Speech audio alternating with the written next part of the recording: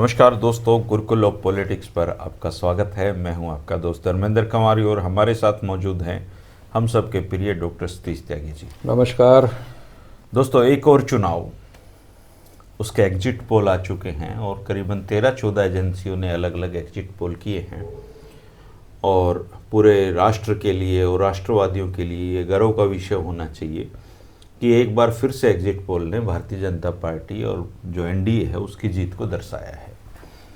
चैनलों से यही आस और उम्मीद की जा सकती है, यही होनी ही चाहिए, उन्होंने यही किया भी है। लेकिन चिंता और सोचने की बात यह है कि एक जो बिहार है, उस बिहार में जब भी चुनाव होते हैं तो प्रवासियों के मुद्दे उठते हैं, रोजगार के मुद्दे उठते हैं, शिक्षा के मुद्दे उठते हैं। लेकिन जैसे जैसे चुनाव आता जाता है वो मुद्दे कहीं हाशिए पे चले जाते हैं और चुनाव जाति पे, धर्म पे, इन पे आयोजित होते हैं और जो बीजेपी को सूट करते हैं। कोई आश्चर्य नहीं होना चाहिए अगर बीजेपी वहाँ सरकार बनाए, और अगर वहाँ बीजेपी की सरकार नहीं बनती है तो ये जो एग्जिट पोल है ये जैसे हरियाणा में मुँह छिपा रहे थे वैसे मुँह छिपा लेंगे, लेकिन अगली बार फिर से बीजेपी के लिए काम करना शुरू कर देंगे। एग्जिट पोल से ज़्यादा महत्वपूर्ण चुनाव आयोग की भूमिका रही है और चुनाव आयोग ने जिस तरीके से 65 लाख करीबन मतदाताओं को इस चुनावी प्रक्रिया से हटाया है वो इस चुनाव में एक बहुत बड़ा फैक्टर है। इसके अलावा जो प्रवासियों को बीजेपी के लोग पैसे दे दे के बिहार के मजदूरों को लेके गए हैं वो इसमें एक बड़ा फैक्टर है। और अगर ये जीत हो गई यहाँ पे तो मोदी जी की करिश्मे की एक जोर जीत हो जाएगी, और अगर उक चूक हो गई जिसकी संभावनाएं कम है तो फिर ये कहा जाएगा कि लोकतंत्र मजबूत है और बुनियाद कांग्रेस के जो आरोप हैं राहुल गांधी के वो बेबुनियाद हैं। आप ज़रूर इस बारे में बताइएगा कि क्या एग्जिट पोल के अनुसार ही नतीजे आपको आते दिख रहे हैं या कोई उलटफेर की संभावनाएं हैं। डॉक्टर साहब जी, बिहार में जब चुनाव की घोषणा हुई थी तो सबसे बड़ा मुद्दा सर का था, SIR का था, और उस बड़ा उस बवाल मचा। लेकिन अंततः बिहार के लोगों ने चुनावी प्रक्रिया में शामिल होके और अच्छा खासा मतदान किया है और मत प्रतिशत भी उनका बढ़ा है। तो आपने पूरे बिहार चुनाव को कैसे देखा है एग्जिट पोल के अब आकलन के बाद? देखिए, एग्जिट पोल दो तरह के हैं। एक तो वो जो खुल्लम खुल्ला ये बता रहे हैं कि एनडीए की सरकार बन रही है, भाजपा की सरकार बन रही है, और उनकी सीट वो इतनी ज़्यादा बता रहे हैं 150 और 180 के बीच में, बहुत ज़्यादा। तो उनको ये बताना ही चाहिए। हम गोदी मीडिया के चैनल्स से और क्या आशा कर सकते हैं। और दूसरी तरफ सोशल मीडिया में कुछ ऐसी आवाज़ें भी आ रही हैं, सर्वेक्षण आ रहे हैं जो इसको कह रहे हैं कि ऐसी स्थिति नहीं है। नहीं, अब क्या है सच वो तो 14 तारीख को तय होगा। लेकिन इस बीच कई सारी व्याख्याएं हो जाती हैं। जो पिछला ट्रैक रिकॉर्ड हम देखते हैं उसके अनुसार क्या है, जो कहा जाता आरोप, ये मेरे आरोप नहीं है ना, आपके आरोप है, कि भारतीय जनता पार्टी एक माहौल बनाती है कि जैसे उसकी स्थिति मान लिया बिहार में कमज़ोर है विपक्षों के मुताबिक, और उसने ये चुनाव जीतना है ये इन प्रकार ने किसी भी तरीके से, तो पहले एक माहौल बना देते हैं कि देखिए साहब, सर्वेक्षण ने बता दिया था कि 150 सीटें आ रही हैं। तो ये जस्टिफिकेशन करती इन चीज़ों का, और गोदी मीडिया ऐसा कर रहा हो इसमें कोई आप बहुत ज़्यादा लंबे चौड़े शक करने की ज़रूरत भी नहीं है। और जहाँ तक चुनाव आयोग का प्रश्न है वो आपने देख लिया, सारे देश ने देखा, लेकिन उससे भी अब लोग प्रभावित नहीं होते, क्योंकि वर्टिकल डिवीज़न है, कुछ लोग मोदी भाजपा के साथ हैं, कुछ उनके खिलाफ है, तो हर एक की अपनी अपनी व्याख्याएँ हैं। लेकिन ये बिल्कुल सिद्ध हो चुका है कि चुनाव आयोग पूरी तरीके से भारतीय जनता पार्टी के एक प्रकोष्ठ की तरह काम करता है और फेवर करता है उसका चुनावों में। मैं धर्मेंद्र जी ये कहता हूँ, मैं चलो ये मान लेते हैं, और सच भी है काफ़ी हद तक, कि भाजपा के 2014 के सत्ता में आने से पहले भारत की चुनाव प्रणाली या भारत के चुनाव जीतने के लोगों के, राजनीतिक दलों के जो हथकंडे थे वो सारे अपनाए जाते थे। तो पहली बात तो ये कि उनकी पुनरावृत्ति क्यों हो रही है। जब आप कहते हैं कि हम एक अलग किस्म की पार्टी हैं और राष्ट्रवादी हैं, नैतिकता की राजनीति करते हैं, तो आपको उस स्तर पर नहीं उतरना चाहिए। यहाँ एक बड़ी बात आपने देखी होगी कि पहली बार इस देश ने 2014 के बाद नेताओं से ये सुना, सत्ताधारी दल के, कि चुनाव जीतने के लिए हम सामदाम दंड भेद सबका इस्तेमाल करेंगे। करते पहले भी थे लोग, लेकिन वो इतने बेशर्म नहीं होते थे। स्वीकार कर लिया नंगाई नहीं थी। लेकिन आपने जैसे हमारे मनोहर लाल जी ने खुलेआम कहा था, शायद झारखंड में किसी चुनाव प्रचार के दौरान, तो जब आपने साम दाम दंड भेद के हिसाब से चुनाव जीतना ही है तो आप फिर क्या परवाह करेंगे? इन चीज़ों की परवाह करने का कोई अर्थ भी नहीं रह गया। तो वो जो एक जुमला कहा जाता ना कि लोकराज लोकलाज से चलता है, अब आप उसे बदल सकते हैं कि लोकराज पूरी नंगई और बेशर्मी के साथ भी चलता है और पूरी ठसक के साथ चलता है, कोई दिक्कत नहीं है। और इस चीज़ को समर्थन देने वाले लोगों की कमी नहीं है। रेखा गुप्ता दिल्ली की मुख्यमंत्री, और उनका एक वीडियो है उसमें वो आम कहती हैं कि वो 70 साल से ईवीएम के सहारे चुनाव जीत रहे थे। मतलब कहना चाह रही थी वो धांधली हो रही थी और हमने एक बार कर ली तो हम पे आरोप। तो बिल्कुल ठीक है भाई, अब 70 साल में जितने पाप उन लोगों ने किए हैं वही दोहराने का आपको तो अधिकार मिल चुका है। अब इसके परेशान इसमें कौन होगा? जनता ही होगी ना। तो अब हमें ये सोचना पड़ेगा इस पॉइंट पे आके कि ये देश केवल पॉलिटिकल पार्टीज का है या इसमें जनता भी शामिल है? जनता शामिल तो है सर, पर जनता बिना दिमाग के शामिल है, अपना दिमाग इस्तेमाल नहीं कर रही। दिमाग इस्तेमाल यूँ नहीं कर रही ना कि देखिए जो सत्ता में आया उसकी ये बुनियादी चाहत है कि मैं सत्ता में अब हमेशा बना रहूं। अगर मोदी जी प्रधानमंत्री के रूप में 2014 में आए हैं तो उनमें स्वाभाविक इच्छा है कि मैं आजीवन इस पद पर बना रहूं, इसको नहीं छोड़ना चाहेंगे। और उसके लिए वो तरह तरह के आदमी प्रपंच रचता, वो मोदी जी भी करते हैं। अब उनके झूठ को उनके समर्थक झूठ भी नहीं मानते। बिहार में नया वादा हुआ है कि हम जितनी बीमार शुगर मिले उन सबको फिर से कर देंगे और नई 5 शुगर मिल मिलाएंगे। जनता अब ये नहीं पूछ रही कि भैया पिछली बार जब आए थे प्रधानमंत्री उन्होंने एक मिल विशेष का जिक्र ये किया था कि जब भी मैं बिहार में आऊँगा इसी मिल की चाय पीऊँगा चीनी की। ये कौन करे सवाल पूछने वाले लोग। हाँ, अब 20 साल हो गए नीतीश कुमार को चलते चलते, आज भी आप लालू के जंगल राज की बात करते हो। तो 20 साल का समय कम है क्या? किसी व्यवस्था को बदलने के लिए 20 साल तो बहुत बड़ा टाइम है।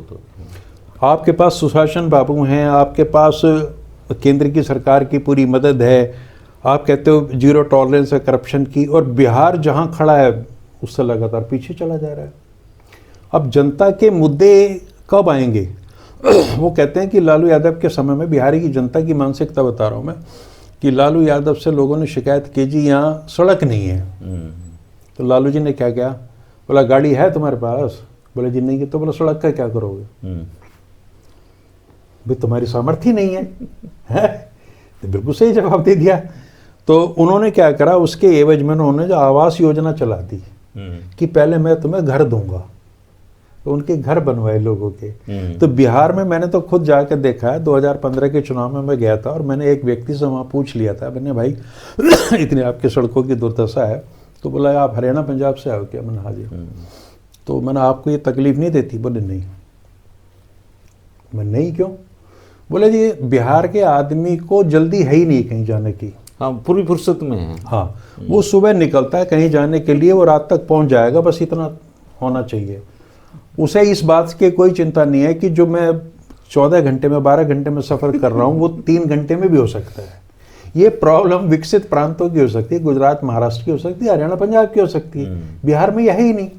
तो वही बात जो मैं बार बार कहता हूँ धर्मेंद्र जी कि बिहार के अंदर इतना पोटेंशियल है कि सिविल सर्विसेज में उनका पूरा दबदबा है। एक समय पे होता था, अभी अपने वालों ने तोड़ रखा। ठीक है ना, लिटरेचर पर पूरा दबदबा है। आज भी बिहारी आई, हमारे तो डीजीपी बिहार के हैं, देखो कितने दिन से मनोरंजन कर रहे हैं। तो बिहार वालों के अंदर वो सारी क्षमता है। बिहार जयप्रकाश की भूमि रही है, बिहार चंपारण आंदोलन की भूमि रही है, लेकिन आज वो बिहार जो है वो अनंत सिंह जैसे लोग चला रहे हैं। तो जब लोग अनंत सिंह को समर्थक मिल जाते हैं, पूरे चुनाव की महफिल एक आदमी लूट गया। हाँ, और उसमें लोग एंटरटेनमेंट ढूंढ रहे हैं, वहाँ कोई गंभीरता नहीं है। मुझे चिंता ये है कि बिहार का जो परंपरागत एक गंभीर समाज था, नागरिक समाज था, जो पूरे देश को उद्वेलित करने की क्षमता रखता था विभिन्न मुद्दों पे, वो कहाँ चला गया। आज गांधी मैदान वीरान है। जयप्रकाश 74 में जब करते थे वहाँ पे सभा और लाखों लोग जुटते थे, कहाँ गया वो वाला बिहार? तो क्या अगर 20 साल में नीतीश कुमार, वो तो उस आंदोलन की उपज थे, जयप्रकाश के आंदोलन से 2 ही तो प्रोडक्ट निकले थे बिहार में, लालू और नीतीश। 20-20 साल दोनों का राज हो गया। बिहार कहाँ खड़ा है? बिहार वहीं खड़ा है जी। तो जनता के मुद्दे, जनता उनके प्रति क्यों उदासीन है और क्यों उनको लेके परेशान नहीं है, ये सबसे ज़्यादा चिंता की बात है। और जहाँ तक मैं समझ पाया हूँ, मुझे ये लगता है कि लोगों ने अपने वर्तमान से, अपने हालात से समझौता कर लिया। अब जैसा चल रहा है ऐसे ही चलेगा, कि ऐसे ही चलेगा और सब ये प्रभु इच्छा से चल रहा है, और इस चीज़ का फ़ायदा राजनीतिक दल पूरी तरह से उठाते हैं। अच्छा सर, जब हम बिहार के पूरे चुनाव को देखने की कोशिश करें एक बड़े दृष्टिकोण में, तो प्रशांत किशोर वो व्यक्ति थे जिन्होंने राजनीतिक रूप से वो मुद्दे उठाए जो किसी भी स्टेट में चुनाव में उठने चाहिए। रोजगार पे बड़ा अच्छा वो बोले, नेताओं के वंशवाद पे बहुत अच्छा बोले, एक रोड मैप इंडस्ट्री पे, शिक्षा पे उन्होंने रखने की कोशिश की, और उनका चुनाव एक बहुत बढ़िया एक हाइप ली उन्हें। और चूंकि वो मोदी जी के भी काम कर चुके हैं, नीतीश बाबू के भी चुनाव में काम कर चुके हैं, लेकिन चुनाव आते आते आते आते अचानक से वो गायब ही हो गए परिदृश्य से। और उनकी सीटें कोई तो 0 दिखा रहा है, कोई 1 से 3 दिखा रहा है, मान लो 1, 2, 3 आ भी जाए, तो मतलब प्रशांत किशोर का पूरे चुनावी कैंपेन में बूम लेना और फिर यूं फेल हो जाना, ये किस बात को दर्शाता है कि लोगों को या तो मुद्दों पे बात चाहिए ही नहीं, या फिर प्रशांत किशोर टाइप के जो लोग हैं जो बदलाव की बात करते हैं उन पे लोग भरोसा ही नहीं करते। देखिए 2012 में एक सितारा उदय हुआ, नाम था अरविंद केजरीवाल, बड़ा सफल रहा। विकास के मुद्दे थे सारे के सारे, व्यवस्था परिवर्तन के मुद्दे थे, लोगों को बात अच्छी लगी और उनको हिस्टोरिकल मैंडेट दिया। 1 बार नहीं 3 बार दिया। चाहे कांग्रेस हो या भाजपा हो, जितने भी और ट्रेडिशनल दल हैं, उन सबको ये चिंता थी कि ये जो राजनीति शुरू हुई है ये सफल ना हो, ये स्थापित ना हो जाए, कि इसको हमने ख़त्म करना किसी भी तरीके से। ये सबका लक्ष्य एक था। चूँकि जो जिन तरीक़ों से सरकारें बनती है, जिन मुद्दों से, उनसे अलग हट के बात थी, और उन्हें ये भी लगा कि ये तो जनता में अपील भी कर रही है सारी की सारी चीज़ें, तो पूरे राजनीतिक जमात के लिए चिंता की बात होगी। Same is the case of Prashant Kishor. वो वहाँ गए। अब देखिए, पहली बार मैं भारत की राजनीति में देखो ना, प्रशांत किशोर में 1000 कमियाँ हो सकती हैं, किसी की ए टीम है, बी टीम है, हमें नहीं पता कुछ भी, मैं तो जो सामने है वो बता रहे हैं। उससे एक पत्रकार ने पूछा, महिला पत्रकार ने, कि जी आपके पास आपका भवन बन रहा है, आपके पास ये है, तो उसने कहा भाई मैंने 243 करोड़ रुपए कमाए हैं और इतना मैंने टैक्स दिया है, मैंने कमाए हैं इतने टाइम में, और मैं और भी ज़्यादा कमा सकता था, मेरे पास वो हुनर है। आपने भारत की राजनीति में ये इस तरह की स्टेटमेंट देने वालों कोई नेता सुना आज तक, जिसे मेहनत से कमाए हुए, ईमानदारी से कमाए हुए अपने धन पे, था इन नेताओं का ही पैसा वो सारा, फक्र किसी का भी हो, बट उसके अंदर ये करे, वो उनके लिए काम कर रहा है, उस पर कोई मनाही थोड़ी है। उसके अंदर टैलेंट है, तभी तो मोदी ने उसकी सेवाएं ली, अमरिंदर ने सेवाएं ली, ममता बनर्जी ने ली, नीतीश कुमार ने ली, और वो इतना महत्वपूर्ण व्यक्ति है कि अमित शाह फोन करके नीतीश कुमार को कह रहे हैं कि आप अपनी पार्टी में इनको ले लीजिएगा, और वो नंबर 2 की पोजीशन दे रहे हैं। तो प्रशांत किशोर नाम की जो फिनोमिना है, उसका अपना एक महत्व था। लेकिन इस मुद्दे पे कि अगर ये आपके जनता से जुड़े मुद्दे आ गए, लाइमलाइट में आ गए, तो मतलब और मान लिया इसको सफलता मिल गई, तो हमारी जो ट्रेडिशनल पॉलिटिशियन उनका क्या होगा। तो इस मुद्दे पे चाहे महागठबंधन हो या एनडीए हो, दोनों में सहमति है। ना तो तेजस्वी और राहुल गांधी चाहेंगे कि प्रशांत किशोर की राजनीति कामयाब हो, क्यों चाहेंगे, और ना भाजपा चाहेगी।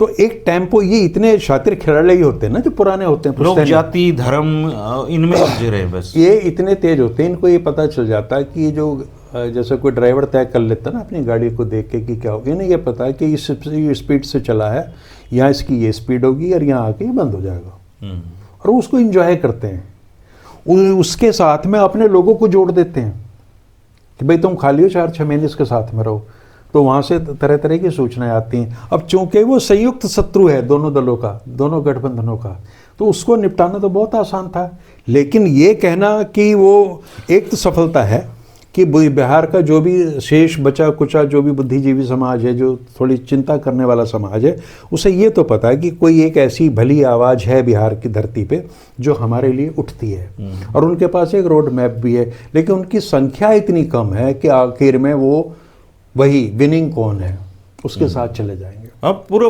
खारिज से ही हो गया, एक किस्म से चुनावी कैंपेन से ही खारिज कर दिया गया उनकी। तो मेरे शायद, जो मैं तो कंफर्म नहीं कर रहा हूँ, कल या आज पिछले 12 घंटे में पिटाई भी होगी कि हमला हुआ प्रशांत किशोर पे।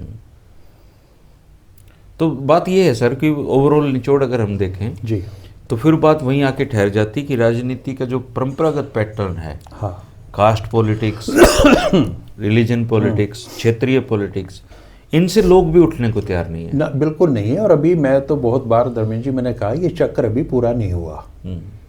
यथास्थितिवादी जो हैं वो परिवर्तन कभी नहीं चाहते। और आप देखिए कि अब जैसे ओबीसी की पॉलिटिक्स हुई है पिछले 8-9-10 वर्षों में, उत्तर प्रदेश में आप देखिए कि ओबीसी के अंदर 4-5 पार्टियां बन गई। निषाद की पार्टी, कुशवाहा सैनी पार्टी, महान दल के नाम से पटेलों की पार्टी। भाई जब आपका ओबीसी का एक वोट बैंक है, आप उसके आधार पर वोट दे सकते हो, तो एक बड़े जो लार्जर आपका कैटेगराइजेशन है उसमें आप क्यों चीज़ें पैदा कर रहे हो? अब वहाँ ये प्रॉब्लम आ रही है कि हम भी करेंगे। बिहार में भी आप ये देखिए कि साहनी टाइप कोई मुकेश साहनी करके हैं, वो निषाद जाति से मल्लाह जो केवट हैं उनसे संपर्क करते हैं, तो उन्होंने अपने लोगों को एडजस्ट कर लिया। मांझी जो है वहाँ के जीतन राम मांझी, वो नेता बने हुए हैं गैर जाटवों के। तो जाटव नेता, गैर जाटव नेता, ओबीसी नेता, निषाद नेता, सैनी नेता, ये क्या हो रही है? ऐसे कई सारे परिवार मोदी जी ने भी बिहार में गिनवाए थे, मेरा कुशवाहा परिवार, मेरा। हाँ, तो वो तो अपना मार रहे थे ना, वो उनको उनकी चिंता ये थी कि ये जो है ना सारे के सारे ये मेरा परिवार है।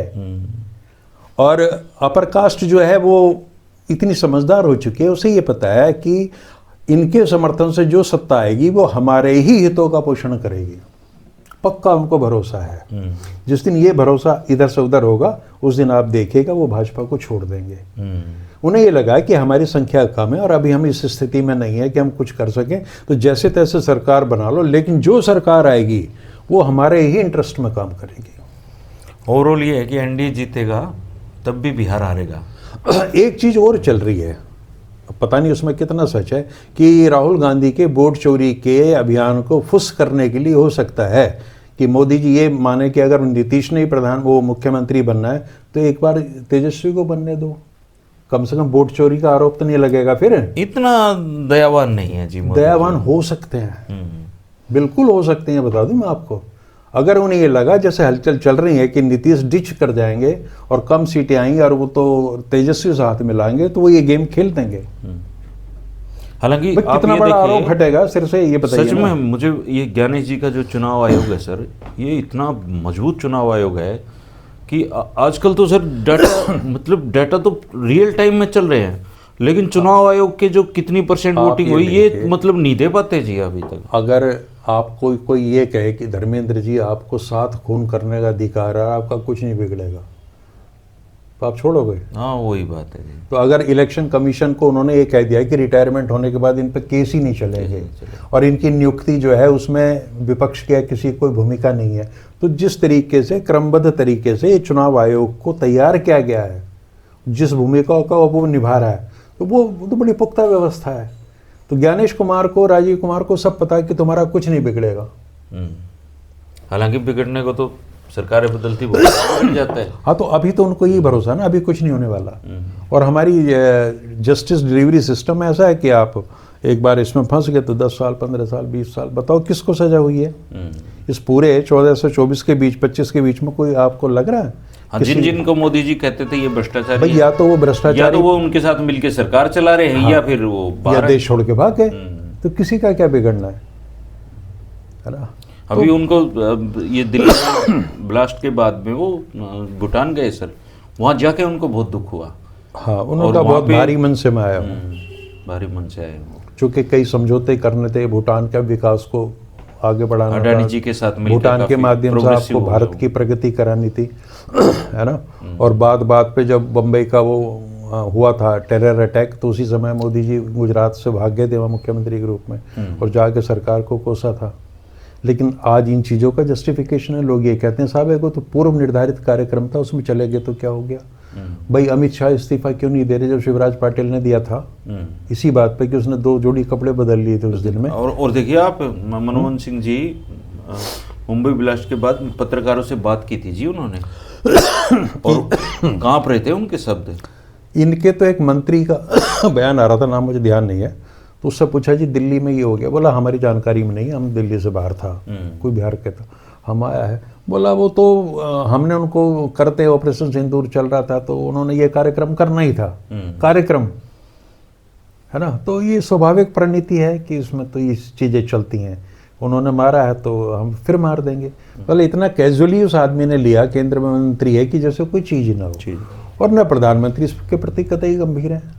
आप थोड़ा रुक के जा सकते हैं, आप प्रेस कॉन्फ्रेंस कीजिए एकदम इमीडिएट, अपने होम मिनिस्टर को साथ बिठा के देश की जनता को एड्रेस कीजिए, बताइए कि ये हो रहा है, और फिर आप जनता से ये कहिए कि मेरी मजबूरी है, मुझे वहाँ जाना पड़ेगा और आप आइए तुरंत। खैर दोस्तों, बिहार में जो कुछ भी होगा 14 को पता लग जाएगा, लेकिन एग्जिट पोल की अगर माने तो बिहार में एनडीए की सरकार बन चुकी है, और बन जाए तो भी कोई हैरानी की बात नहीं होगी, क्योंकि पिछले 14 साल से भारत के प्रधानमंत्री कम और चुनाव प्रचार मंत्री ज़्यादा है। 2400 घंटे वो चुनाव लड़ने के लिए आतुर रहते हैं, और उनका हर कदम चुनावी कदम होता है, और इसमें देश कहीं पीछे छूट जाता है। लेकिन जनता को कोई फ़र्क नहीं पड़ेगा दोस्तों, क्योंकि जनता अभी लाइन में लगने के लिए राजी है। मैं घर पे काम चल रहा था, एक बिहार के प्रवासी भाई मजदूर काम कर रहे थे सर, तो मैंने कहा कि आप जाओगे उधर वोट डालने? बोले हाँ जी, हमारी टिकट कटवा रखी है बीजेपी के किसी लीडर ने, पूरे परिवार की, हम जाएंगे। मैंने कहा किसको वोट दोगे? बोले जी जिसने टिकट कटवाई है उसको ही वोट देंगे। बिल्कुल।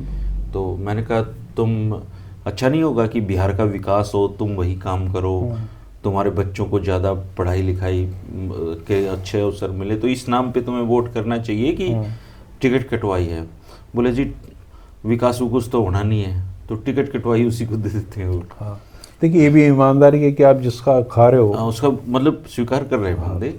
तो और बोले जी सनातन भी सुरक्षित है। इतनी ईमानदारी अगर अभी जिंदा है तो बड़ी बात है, बड़ी बात है। तो बिहार जीतेगा दोस्तों, और एनडीए जीतेगा, लेकिन बिहार हारेगा, क्योंकि इस पूरे चुनाव में कहीं भी जो मुद्दे हैं वो लोगों के दिमाग का हिस्सा नहीं बन पाए हैं। और मैं अक्सर कहता हूँ, फिर दोहरा रहा हूँ, कि दुनिया चांद पे जाने को आतुर है और हम पीछे जाने को आतुर हैं। हम ना चुनाव को समझ पा रहे, हम ना यहाँ की आबादी शिक्षा की व्यवस्था को समझ पा रही, ना यहाँ की आबादी आगे बढ़ने के लिए तैयार है। हम सिर्फ जाति धर्म इन्हीं में उलझे रहना चाहते हैं। तो हमारा कौन उत्थान कर सकता है? बीजेपी, कांग्रेस, ये जो परंपरागत पॉलिटिक्स करती हैं ये लोग, ये भी आपका ऐसे ही चल रहा है जैसा चल रहा है 70। अगर ये कहते हैं कि 70 साल में कुछ नहीं हुआ, तो अगर इनको भी 70 साल का मौका दे दें सर, मिलना ये चाहिए, क्या कर देंगे? मिलना चाहिए 70 साल का ही मिलना चाहिए। अमित शाह ने कहा था ना 40-50 साल हम राज करेंगे। हाँ, मैंने कहा तो 20 साल और जोड़ लो, और जोड़ो, 70 करो, तो 70 ही करो पूरे के पूरे। दोस्तों आप बताइए, बिहार के एग्जिट पोल से आप कितना सहमत हैं, और आपको क्या लग रहा है वहाँ चुनाव परिणाम क्या रहने वाला है? शुक्रिया, नमस्कार। नमस्कार।